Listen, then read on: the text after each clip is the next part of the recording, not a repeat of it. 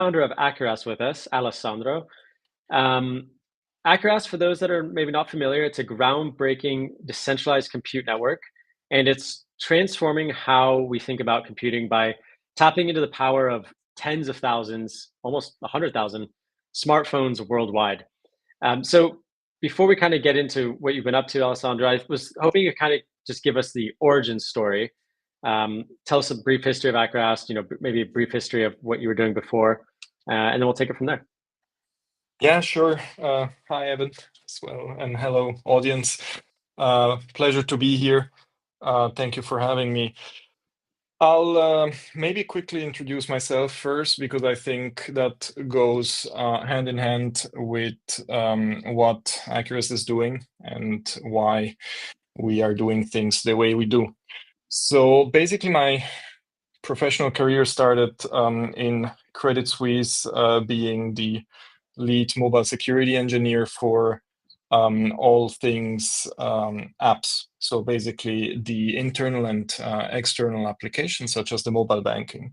And the reason why I got into that position was that already during my studies, I was quite involved in Android security specifically, and there were not so many people that were covering that topic. And soon, like a couple of years into the job, I realized that this knowledge of mobile security could be used also outside of the bank. And I co-founded a company called Papers, which then started offering mobile security solutions, software, to companies all around the globe, and managed to reach also quite important large financial institutions, but also defense companies. We were basically offering services to 4 of the 5 largest defense companies in the US. And so managed to grow the team year by year. This was about now, kind of 15 years ago.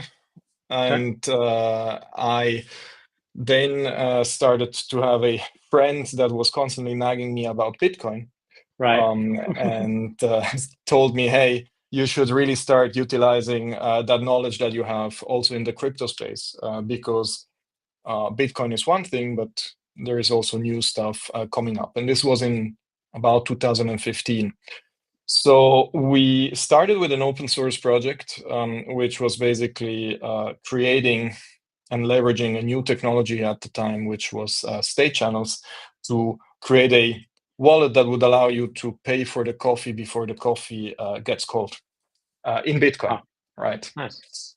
And that basically completely orange pilled me because we started then to offer more and more of those security services and development in the open source space, in the crypto space ever since. And we basically helped also quite a lot of company during these ICO hype time with their security needs, and always got asked the question, why don't we launch our own protocol?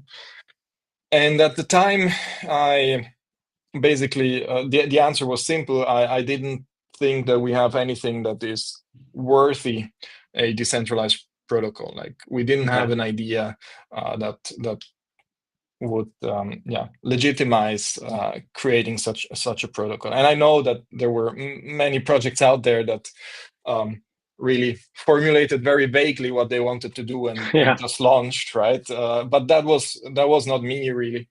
That was not us, basically. So that was until, however, about 3 years ago, because that's when I started with Acuras.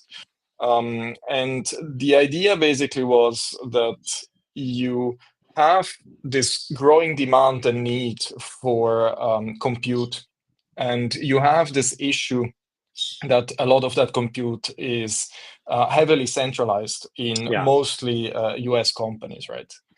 And this already was clear back then, but now it's becoming more and more clear that compute is power, and the US is also going to weaponize that power to push for their agenda.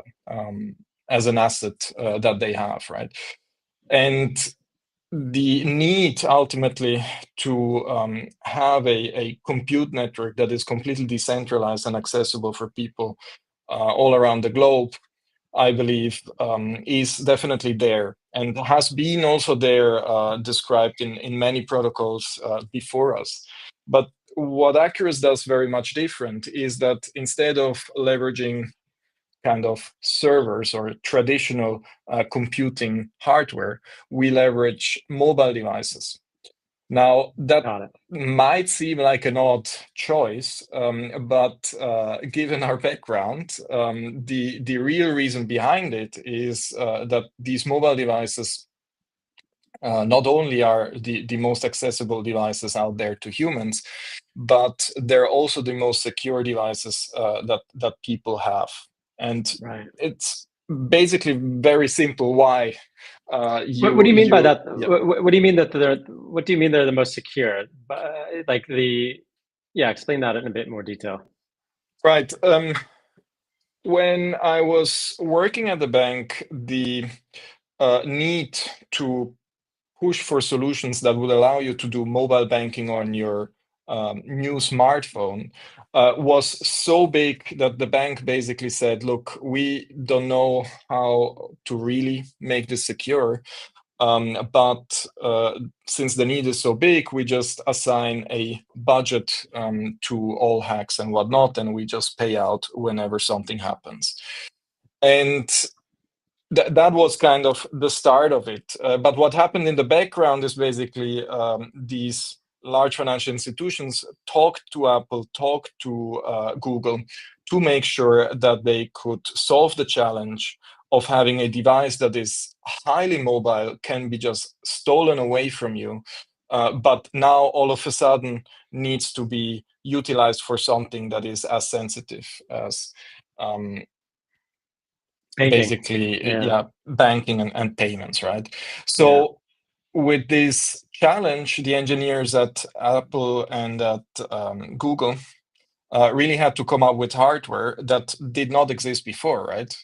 They had to create hardware security modules that would allow them to create a device that even if someone gets physical access over that device, it cannot leak like secrets or your banking account and whatnot. Interesting. And And that's why now, basically, I'm sorry for cutting you off there, no, Evan, but that's why now we have these devices that have been designed and developed with way harsher conditions than a server that is basically physically secured in a data center that everybody is just carrying around. And people don't really appreciate the security that these devices pack. well, that's super interesting. I would have thought that like a desktop or a laptop would be more secure, but okay, it makes sense. Yeah, because the mobile phones are everywhere, they're ubiquitous, and they're easily, stolen by people. They have to be secure. And what about the power of the mobile phones? Are they powerful enough for decentralized compute? That's actually another side of the story, right? Not only these devices have all these security chips, which, by the way, are kind of the foundation to a decentralized cloud, because without security, you end up in a scenario where people can fake hardware, and they already did in other decentralized compute networks, right? That's not the case with Accurus. Also, if you go on YouTube and search for Accurus, you can see all Yeah, I've these seen it. people with all those setups, right? Real hardware, real devices.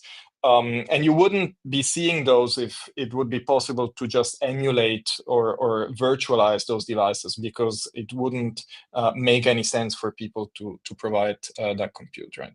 But besides the security aspect that is so important to me, the actual computation that these devices bring shouldn't be underestimated.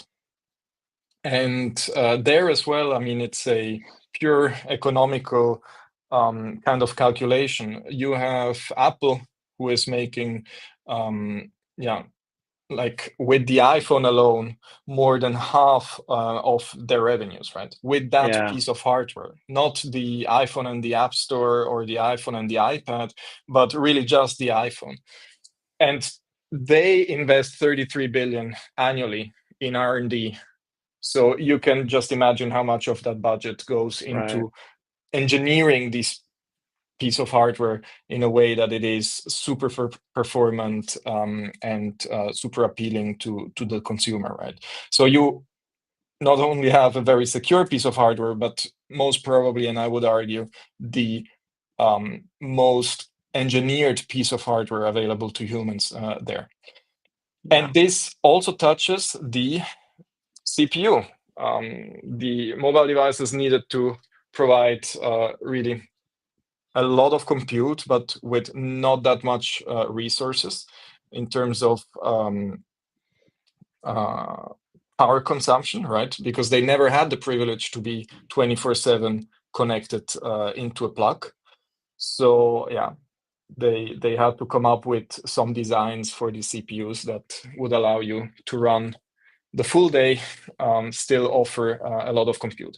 So long story short, the compute offered by a mobile device is already very impressive. And you can go on cpubenchmark.com, I believe, and you will actually see that in the single core performance metrics, within the top 10, you have mobile device chips. Okay, so those are Right. not server chips, right? Mobile device chips. So they are really, really performant also when comparing them to servers. They're even more impressive when comparing the performance per watt consumed.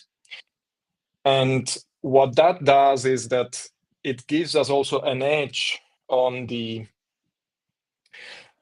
cost structure of sourcing compute, right? Because one thing that I always found out about all these decentralized compute networks is that they try to compete with very well established players that profit from economies of scale, right? And profit also from centralization. And then basically just try to utilize the same hardware as they do. With that, you don't get an edge, right? Right. You start already in a weaker position than they could ever.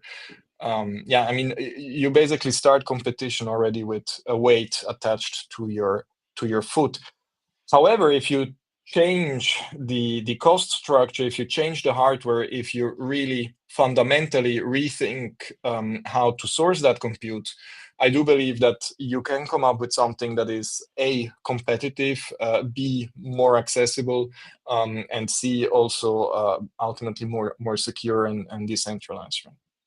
Awesome. I think I remember seeing some interesting fact where like the first generation iPhone was 10,000 times more powerful than the Apollo moon lander from 1969 or something, just to give a bit of a contrast analogy there.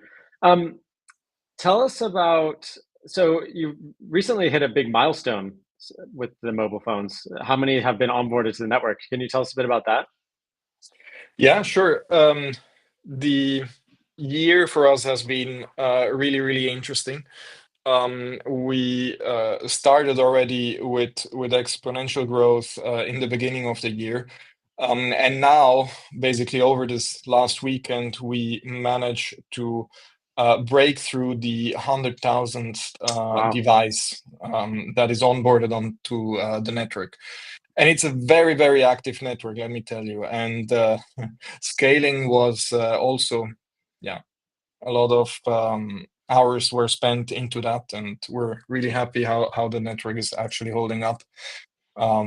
Also, a couple of weeks before the 100K devices reached, we actually managed to have our 300 millionth transaction Wow. on the network. Yeah. Incredible. And we give us just the explain like I'm five version to some of our listeners, some of our viewers. So you have an old mobile phone lying around, you can download the app, and then you basically are by lending out your compute, you can earn some tokens, you can earn rewards. It's basically that's how it works. Absolutely, yes. The important bit is that you need to dedicate the device to be able to earn rewards. So it was a conscious design decision to say that you need to have the app running in the foreground, and it cannot you cannot run any other app while it's Right. providing compute. This means that either you're upcycling a spare device that you no longer need, which still is super powerful and still has a just 2 years old CPU, right? Or you dedicate the compute overnight while it's charging. Got it. Okay. So yeah, super simple, and anyone can participate. I mean, what are the specs required for the phone? Like, does it like an iPhone going back to like an iPhone 9 or something? Is that good enough, or does that have to be like the late, like iPhone 13, 14, Right. or So yeah, or Android rather? we Sorry. Yeah. So, I mean, on the Android side, it's Yeah. Android 12 and above. That's because we leverage the trusted execution environment of the device, and we only get attestations for devices that have Android 12 and more. And on the iOS side, for a similar reason, it's going all the way down to iOS 15, I believe, which means that you can also utilize iPhone 6S, I believe. Wow. That is like the oldest device that we have there. That being said, though, it might not be the most efficient way to earn on Accurus, because your device will get benchmarked, and based on the there's a documentation that says all the parameters, but let's say based on the CPU power, the RAM amount, the IO speed, and so on and so forth, you get a score, and then based on that score, you will start earning rewards. So although you might get iPhone 6S for really, really cheap, it might not be the best choice to onboard those devices. So tell me a bit more about the score. So like if I have the latest generation iPhone, obviously I have a higher score. And does that mean that does that just influence the amount of rewards I get? So like I'm dedicating more compute so I get more rewards, or is it that simple, or Yeah, it is ultimately really that simple. The way you can think about this, coming from a blockchain world, right? If you take a look at Bitcoin mining, you have a fixed inflation, you have a fixed amount of Bitcoins that are being distributed over a specified amount of times. And that's the same for Accurus. Like we have a 5% inflation that gets then distributed to whoever is providing compute. And the way you decide your weight is basically that benchmark got it? divided by all the other benchmarks combined. Okay, understood. Just changing subjects now. I mean, you have announced, or there's the launch of the Collator program recently. Tell us a bit about this. I mean, first tell us what is a collator, and then tell us about the program. Right. Accurus is substrate based and currently running on the Kusama network. So we are attached to the Kusama network and profiting from the security that is offered by that network. And that is our canary net. Okay, so we haven't launched the mainnet yet, and the mainnet is actually planned to be launching quite soon, in the next couple of months. Wow. Okay. Actually, yes. And one of the kind of decisions that we took very early on was that, I mean, okay, let me maybe first explain quickly what a collator is. The collator ultimately is the piece of software that will collect all the transactions that Okay. people want to get included and will form a block. And basically then this block will still be validated and secured by the Kusama validators, and then further down the line by the Polkadot validators.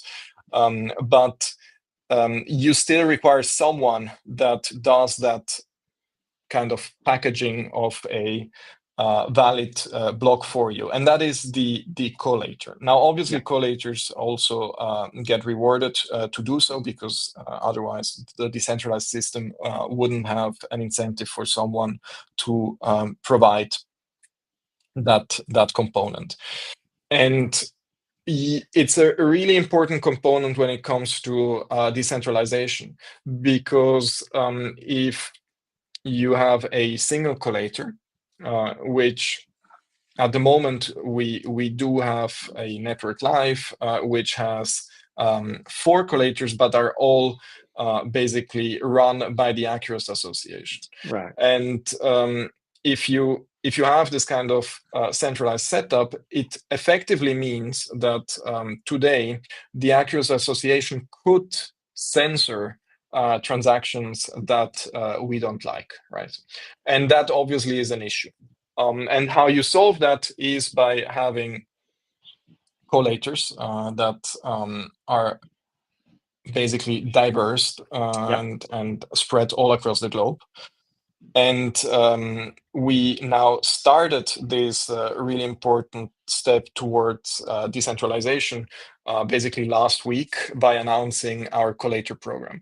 Now, why have we not started the Canary network directly with collators that were not just the ones from the Acro Association? Is because it really slows development down if you need to coordinate with multiple parties a specific upgrade.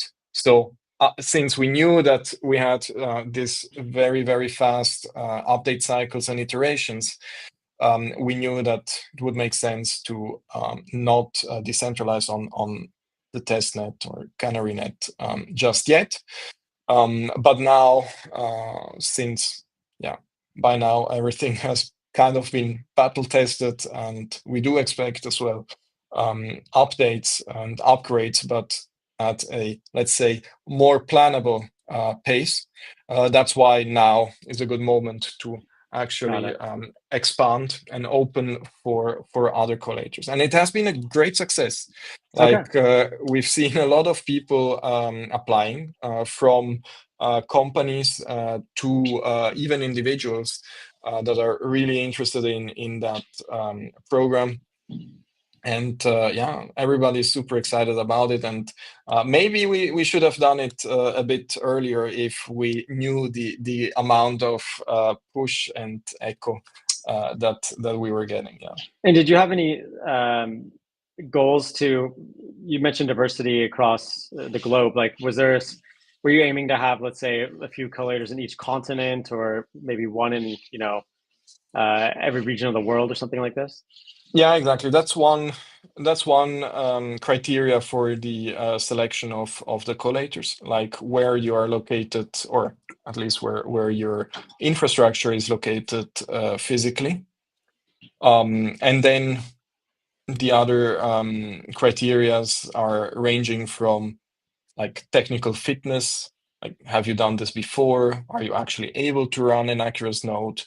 Are you actually able to follow these instructions? And then also things like how are you bought into the project? Have you already set up also Acros processors? Are you really interested ultimately in the project? I think these are the main criteria for now. What will then happen is that these collators will get activated rather soonish. So we're expecting the first ones to go live already next week. And then we're monitoring the performance, and then based on the performance, there will be also a selection for when we launch mainnet. Got it. And which is in a couple months, you said, or within the next few months, hopefully. Yeah, absolutely. Yes. Got it. Yeah, because there was actually a token raised on CoinList, I believe, a few months ago. I participated, so looking forward to Nice. the Thank you. mainnet launch. I have a note here that says there was also integration with Linera microchains recently. How does that fit in with your long-term vision? Will you be accepting or supporting other Web3 runtimes in the future? Right. The cool thing about Linera specifically is that we didn't need to change anything to our kind of runtime that we have Well, at the why don't moment. you, sorry, just Yeah, why don't we just take a step back and tell us what a runtime is and what Linera does and what this all yeah, sure. means first? Yeah, yeah. Sure. All right. So whenever a developer wants to specify the compute that they deploy, they will specify in which runtime that compute will run. Okay. So one very popular runtime is, for instance, Node.js. It's actually the most popular runtime there. Another one is WASM based runtimes where you're able to run WASM payloads. Now, Accurist is supporting off the bat directly Node.js and WASM. So if a developer comes along and wants to deploy an application that is using this technology, they don't need to rewrite anything, can just deploy it onto Accurist. And basically, this is what Linera did, right? We didn't even have to necessarily have any sorts of integration work with them, because they just took a look at how can they decentralize their infrastructure at scale, and looked at Accurist, and there was a fit from a technological perspective. And then they started to launch their microchains, or a portion of those microchains directly onto Accurist, or create a POC so that people can run those microchains onto Accurist. Okay. For me, this was a very nice milestone, because A, it shows the maturity of the protocol that we have, but B, it also shows that it's actually a very good fit for Web3 infrastructure that should be relying on decentralized underneath decentralized compute, because ultimately, if you have a proof of stake network where 60% of your nodes are with Amazon and Google, then you start having an issue Right. again, right? Okay. Okay. Very cool. So you guys have been working on a lot. It's been a busy year, and as you said, the mainnet launch coming within the next few months. What else do you have on your plate for this year? Will you be at Web3 Summit in Berlin, which is in, I believe, July 16th to the 19th? So Right. just like a week from now. Yes. Yeah, I'm really excited about that as well. I think the Web3 Summit is one of the highest quality events out there when you take a look at content. Yeah. And it's always good to visit Berlin as well. The whole vibes and also quality of builders that gets attracted to Berlin has already been historically always very, very high, and still cool to see, because the event actually got restarted last year, Yes. this Web3 summit, and it's been a while before that, and it's really cool to see that yeah, the quality has not changed, Yeah. and a lot of interesting people are still being attracted to Berlin for Yeah. that event. They really try to make it chain agnostic, and invite people from all sorts of ecosystems. No shilling, they say. It's sort of like a shill-free conference where it's more about the meeting of minds, forging connections. So it should be a great event. Where, just out of curiosity, where are you based? Are you based in Italy, or Well, no, is your but name I am. Italian? My name is Italian, Okay, and I am from the Italian part of Switzerland Switzerland. Okay, originally. But got it. we are based out of Zug. Yeah. So right now I'm in our office in Zug. Yeah. Okay, And cool. And so, if people want to stay up to date with the mainnet launch and any other exciting announcements, updates and so on, where can people find you? I mean, Twitter, obviously. We can put your Twitter up here on the screen. Do you want to put your personal, or do you want to put it's at Accuras, correct? yes, Just like at this. Acurus is the main one, and I think also the best one to follow. Okay, perfect. I'm I am sort of active on Twitter, but not that much, to be honest. Okay, we'll point people to Twitter And slash it's X then, and put it here. Follow you guys on Accuras. Okay. Was there any other parting thoughts, or anything else that you wanted to kind of go over today? right. I do believe that there are many builders in the Polkadot space. I do think that we already have proven and shown that large productive deployments on Accurate are possible. And I do think that if you're looking to decentralize part of your on-chain automations, backends, indexers, oracles, all those kind of things that require really verifiable and secure compute that can be scaled, I think Accurus is a really good fit for you. Uh, Awesome. and for people that are actually looking to onboard compute, you don't need to be a geek or nerd, although that always helps. But everybody is. I mean, if you're able to install an app, then you're able to start dedicating compute to the network and start participating. And that's also one of the nice things about this project is that it reached a scale that I was not even imagining when we first started. And it's pretty cool because we have this user that I believe is now, he's on the Asian part of the world. And he started already, I think, month 2 or 3 from when our testnet launched, and started already putting in like 100 devices. And Wow. the minute I saw that, and I saw that people started building up farms, it started also to click that maybe the upcycling use case is way stronger than we were expecting. Because what I was expecting was that people would onboard 1 or 2 devices, maybe then ask around in the family, and then onboard 10 devices that they're able to get their hands on.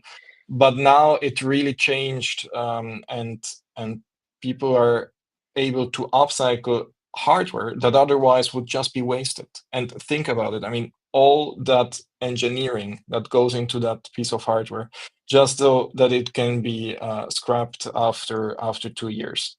When someone has a farm with like 100 devices, can they do it all on the same network, on the same Wi-Fi, or do they have to kind of space it? They have to use different networks so that it doesn't get congested. Right. It so that's another thing. I'm not the perfect person to ask that because I don't have 100 devices set up. But the cool thing about the active community that we have is that there are people with these kind of setups, and if you do have questions around that, they are able to help and do help. Right? There were also people trying to optimize further by removing batteries from the mobile devices, which sounds like an easy task, but it's not so easy because many of the mobile devices actually have detection mechanisms to realize whether a battery is still there or not, right? So, and the same is also for the screens and so on and so forth. And all of that kind of technical hardware heavy stuff that I'm by no means an expert in, it was a very pleasant surprise to see that people in the community are helping each other out and also sharing their experiences. So long story short, yes, you can run a farm of 100, even 400 devices with a single access point. It will impact, however, the bandwidth score that you receive, which then again will impact the rewards further down the line. But there is a cool thing about these setups, because usually they're then interconnected over USB-C, and that gives us a 40 gigabit connection between the devices.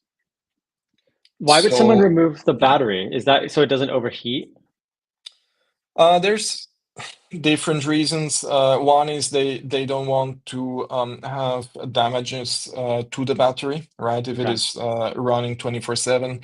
Nowadays, the devices have all sorts of software to make sure that the battery health is kept into shape. So that's less relevant for the newer devices and newer OS versions. But also some people buy the devices that, some of the devices that are being onboarded onto Acurus are really beaten up hard, right? Because those are cheap, but you still get the full compute unit, RAM, storage, all of it. And that's kind of the killer use case. You're able to purchase a device that has 8 cores, 8 gigabytes of RAM, 256 NVMe gigs of NVMe storage for then $20, right? There is no other way how you can get that kind of hardware and that kind of compute for so cheap. Yeah. And you mentioned that there's these communities where people can share ideas and tips and tricks and everything. Where is this community? Is it on Discord, or how can people join this community? Discord is generally more organized. Me personally, I'm more active on the Telegram channels. But yeah, both channels are super active. Okay. Even Reddit for people that are sharing their setups there. And what's the Telegram channel name for people that want to find it? They can just go to Telegram and search Accurast and it'll come up. Yes, but there are a lot of impersonators. Yeah. Yeah. So the Be the careful. uh, official one is Accurus Network, all small case, all written together without a space. Okay. That Okay. is the official one. Exactly. Got it. Okay. Great, great. That sounds super exciting, actually.